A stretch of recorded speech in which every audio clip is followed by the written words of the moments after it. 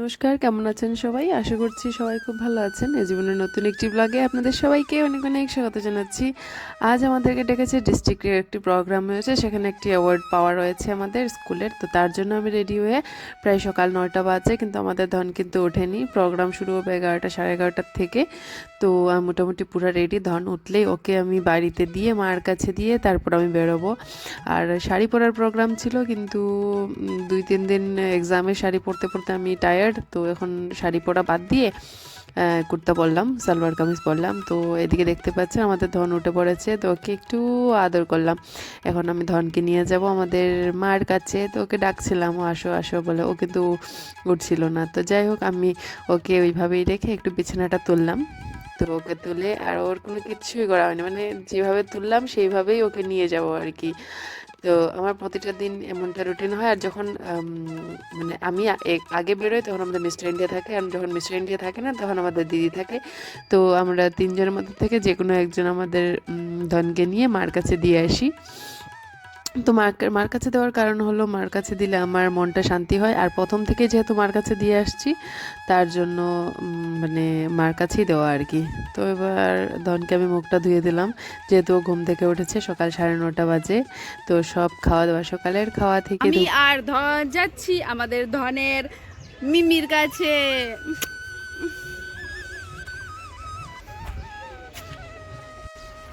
তো আমরা এসে পড়েছি আমাদের সাথে আমাদের দলু বলু ওই না দিদি আমার তাই। তো সকালের খাওয়া থেকে রাত্রের খাওয়া পর্যন্ত মা সব কিছু রেডি করে দেয়। আর ধন এখানে এই কুলগুলি দেখে দেখে বলছিল এগুলি বল। তো এগুলি মা তুলে নিয়ে এসেছে পাশের এক কাকিমার বাড়ি থেকে। আর ধন আমাকে বলছিল এগুলো দেখে দেখে বল। তো এখানে আমার ওর সাথে এতটুকু সময় আর কি। আর এখন যে আমি বেরোবো সকাল 10টা বাজে, আর কখন আসবো সেটা বলতে পারছি না, সন্ধ্যা হয়ে যেতে পারে।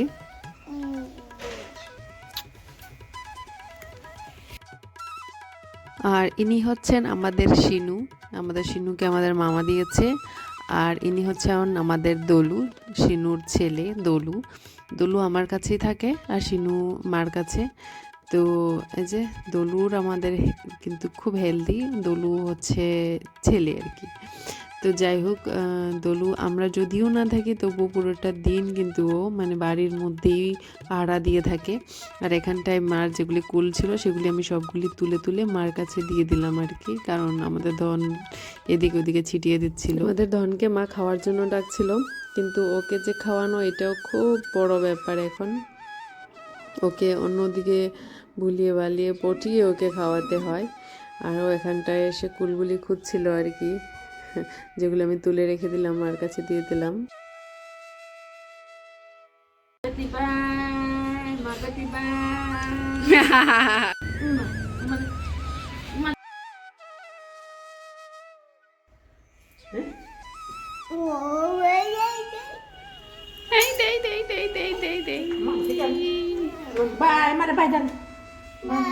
বাই।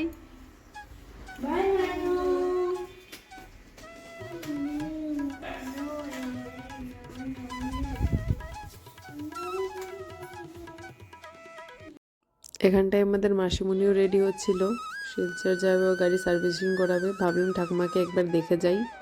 উনিও ঘুম থেকে উঠে বসেছেন, মানে খাওয়া দাওয়া করেছেন আর কি। তারপরে বেরিয়ে পড়লাম। পুরো জ্যাম ছিল রাস্তায়। প্রায় 10টা নাগাদ আমরা বেরিয়েছি, 10টা সাড়ে 10টার দিক দিয়ে। আমার সাথে অন্য একজন স্যার ছিলেন। আর আমরা বলতে বলতে মোটামুটি পৌঁছে গেলাম। জায়গাটা হচ্ছে জিসি কলেজ। কলেজের অডিটোরিয়ামের মধ্যেই প্রোগ্রামটা চলছিল।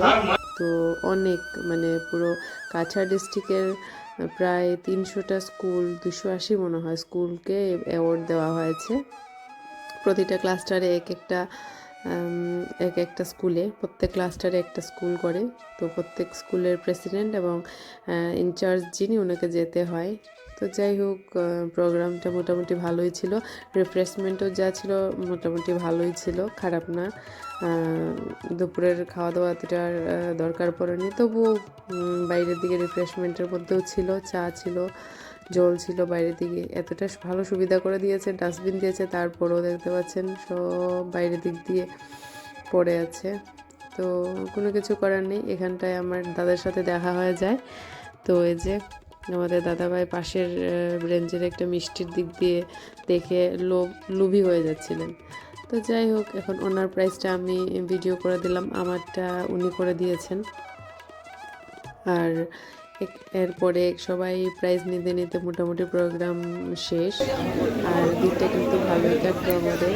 আপনাদের ভিডিওটি কেমন লাগলো জানাবেন। এখানে আমার অনেক পুরনো স্যারদের সাথে দেখা হচ্ছিল। আমি তো 10 বছর ধরে ওদের সাথে দেখা হয়নি ওদের সাথে। স্টেজ থেকে এক্সিট।